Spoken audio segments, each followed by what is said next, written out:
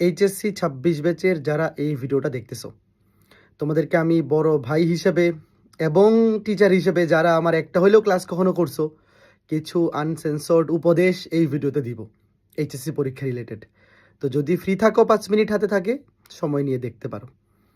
প্রথমত ভাইয়া, তোমাদের যাদের লাইফের ফার্স্ট প্রায়োরিটি হচ্ছে পড়াশোনা করা, মানে পড়াশোনা করে প্রতিষ্ঠিত হওয়া ছাড়া আর বেটার কোনো অপশন যাদের হাতে নাই, এবং বাবার টাকা পয়সার ব্যাকআপ বা অনেক বড় পিছনে আসলে নিজে প্রতিষ্ঠিত না হইলে ফ্যামিলি দিয়েও টেনে তুলে ফেলতে পারবে, এরকম ব্যাকআপ যাদের নাই, তোমাদের লাইফে এইচএসসি পরীক্ষাটা খুবই গুরুত্বপূর্ণ পরীক্ষা।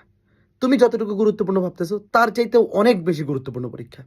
এইটা আগে স্বীকার করতে হবে এবং এইটা বিশ্বাস করতে হবে। এইচএসসি পরীক্ষাটা বাংলাদেশের প্রেক্ষাপটে একটা লাইফ চেঞ্জিং টার্নিং পয়েন্ট।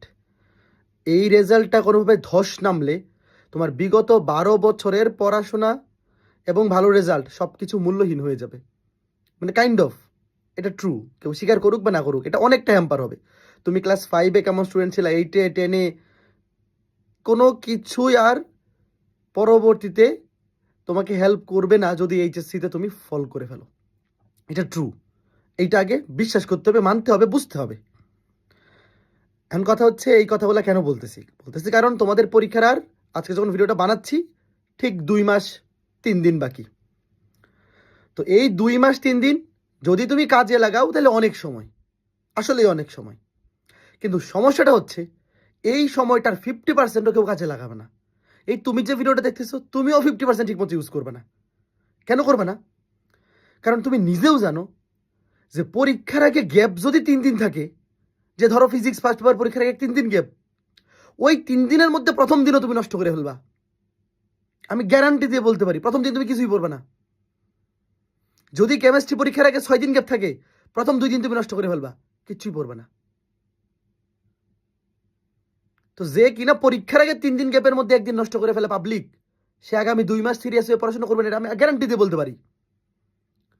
তো এই কথাটা তাদের উদ্দেশ্যে বানাচ্ছি আমি এই ভিডিওটা, যে তোমার লাইফের যদি পড়াশোনা ফার্স্ট প্রায়োরিটি হয়, যে ভাই পড়াশোনা করে প্রতিষ্ঠিত হওয়া ছাড়া তোমার লাইফে আর কোনো সেকেন্ড বেটার অপশন নাই। হ্যাঁ, যদি পড়াশোনা করে প্রতিষ্ঠিত হওয়ার চাইতে বেটার অপশন তোমার থাকে, যে বাবার ফ্যামিলি বিজনেস আছে বা তোমার ওই লেভেলের জেনারেশনাল ওয়েলথ আছে, তাইলে ব্যাপার ভিন্ন। কিন্তু তুমি আগে জানো তোমার সম্পর্কে তোমার সাথে ভালো থেকেও জানে না, তোমার বাবা মা তোমার ফ্যামিলির কতটুকু ব্যাকআপ আছে, তুমি পড়াশোনা করে প্রতিষ্ঠিত হতে না পারলে তোমার ফ্যামিলি তোমাকে কতদিন টানতে পারবে, এটা তো তুমি ছাড়া আর কেউ জানে না, এবং তো খুব ভালো মতো তুমি জানো। তো যদি এটা নেগেটিভ হয়, যদি পজিটিভ হয়, খুব ভালো, সৃষ্টিকর্তা তোমাকে অনেক বেশি সুযোগ দিয়ে পৃথিবীতে পাঠাইছে, তোমার তার প্রতি অবশ্যই কৃতজ্ঞ থাকা উচিত। তবে যদি তোমার এই এক্সট্রা সুযোগটা না থেকে থাকে, তাহলে পড়াশোনাকে ফার্স্ট প্রায়োরিটি দেওয়া ছাড়া লাইফে তোমার যদি আর কোনো বেটার অপশন না থাকে, তাহলে আগামী 2টা মাস এই জিনিসটা মনে রাখো, টেবিলের মধ্যে টাঙায় রাখো, যে তোমার আর কোনো বেটার অপশন নাই, তোমার নো আদার অপশন লেফট।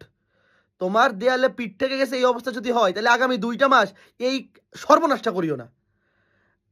ফুল সিলেবাসে 6 বছর পরে এক্সাম হবে, প্রিপারেশন খারাপ হইলেও আগামী 2 মাসে কামব্যাক দিয়ে ফেলা পসিবল।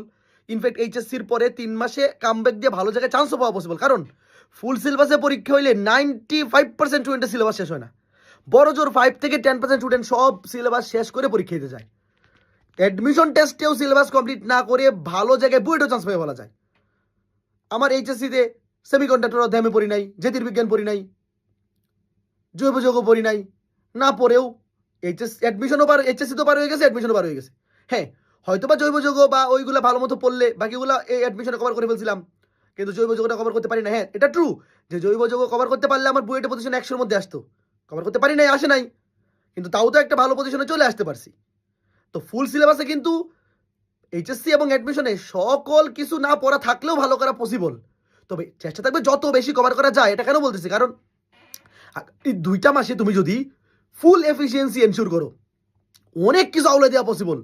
তুমি এটা যদি চিন্তা করে দেখো, যে পরীক্ষার আগে ধরো তোমার কলেজে তুমি অনেক পরীক্ষা দিছো, টেস্ট পরীক্ষা দিছো, প্রি টেস্ট পরীক্ষা দিছো, ইয়ার টেস্ট পরীক্ষা দিছো, পরীক্ষার আগে, পরীক্ষার জাস্ট আগের দিন তুমি যে পড়াশোনাটা করো, এটা যদি টানা 3 দিন করতা, পরীক্ষার আগে ধরো 3 দিন গ্যাপ ছিল, তুমি প্রথম দিন নষ্ট করে ফেলছো, পরের দিন সারাদিন কিছু পড়ে নাই, বিকাল সন্ধ্যা থেকে পড়াশোনা শুরু করছো, পড়ছো আসলে 1.5 দিন। ওই 3 দিনের মধ্যে 1.5 দিন তুমি যে পড়াশোনাটা করছো, ওইটা যদি পরীক্ষার গ্যাপের আগেও 3 দিন জান প্রাণ দিয়ে পড়তা, তাও তুমি অনেকটা ইমপ্রুভ করে ফেলতে পারতা। দেখা যেত নাম্বারকে তুমি 50কে 60 বানিয়ে ফেলতে পারতা, 60কে 70, 70কে 80। সেটা 3 দিনে পসিবল, এখনো 2 মাস হাতে আছে। 2 মাস হাতে আছে মানে প্রতি সাবজেক্টে এখনো 7 দিন করে আছে। ধরো 7টা সাবজেক্ট, 7 7 7 8 56, 8 দিন করে এখনো প্রতি সাবজেক্টে আছে। এবং পরীক্ষার আগে তো আরো 2 দিন করে গ্যাপ আছে, মানে প্রতি সাবজেক্টে 10 দিন, মানে প্রতি পেপারে 5 দিন করে আছে। যদি এই পুরা 5 দিন ফুল ফুল ফুল কাজে লাগাইতে পারো, অনেক কিছু এদিক সেদিক করে ফেলা পসিবল। অনেক কিছু বলতে কি 70কে 80 করে ফেলা সম্ভব। 70 মানে জিপিএ 4, জিপিএ 4কে জিপিএ 5 করে ফেলা পসিবল। বুঝতেছো? তো ভাই, যার লাইফে সেকেন্ড বেটার অপশন নাই পড়াশোনা করার চাইতে, যদি তোমার যে এটার চাইতে ভালো বেটার অপশন থাকে, তাইলে তুমি যা খুশি তা করো। কিন্তু না থাকলে এই জিনিসটা খেয়াল রাখো, তোমরা এত সময় নষ্ট করো, এটা তোমরা না, আমিও যখন বুয়েটে টার্ম ফাইনাল দিতাম, তোমরা ইন্টার লাইফে পড়াশোনা কম করছো, আমি বুয়েট লাইফে পড়াশোনা কম করছি। যে 4 দিন গিয়ে প্রথম 2 দিন কিচ্ছু পড়ি নাই, পরের 2 দিন একেবারে পাশে আগুন লাগছে, পরে আউলাই দিছি। আর পরীক্ষার আগের দিন খালি আগামী গত 2 দিনও যদি পড়তাম, হাই হাই রে, এই 2 দিনে যা পড়ছি, প্রথম 2 দিনে যদি 4 দিন গ্যাপ ছিল পরীক্ষার আগে, প্রথম 2 দিনে যদি পড়তাম, তাহলে তো কাজটা হয়ে যেত। লাস্টে গিয়া 3.5, মানে 3.5 মানে হচ্ছে যেটা তোমাদের 4, এটা হচ্ছে এটা 3.5 মানে 70, মানে 70%। 2 দিন পরে 70% উঠে পড়ছে, তখন আফসোস করতাম, আর 2 দিন যদি পড়তাম 80% হয়ে যেত। ওই আফসোসটা যাতে না থাকে, পরীক্ষার আগে যে গ্যাপ থাকবে ওইটা 100% এফিসিয়েন্সি, এবং আগে ওই দুইটা ইউজ করো। তুমি যে কি পরিমাণ সময় নষ্ট করো এটা তুমি জানো, ভালো মতো জানো কি পরিমাণ সময় তুমি নষ্ট করো। বিগত 18 মাসে তুমি যে পড়াশোনাটা করছো, এটা 6 মাসের পড়াশোনা ছিল, মানে তুমি 3 ভাগের 1 ভাগ পড়াশোনা করছো, 2 ভাগ নষ্ট করে ফেলছো। আগামী 2 মাসে এই কাজটা করিও না, সর্বনাশ হয়ে যাবে।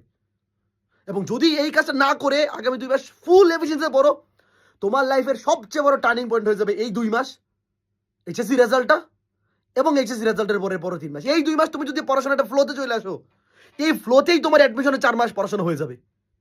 আর যদি এই 2 মাস নষ্ট করো, এই ফ্লো যে নষ্ট হয়েছে, তুমি অ্যাডমিশনে আর এই কামব্যাক করতে পারবে না।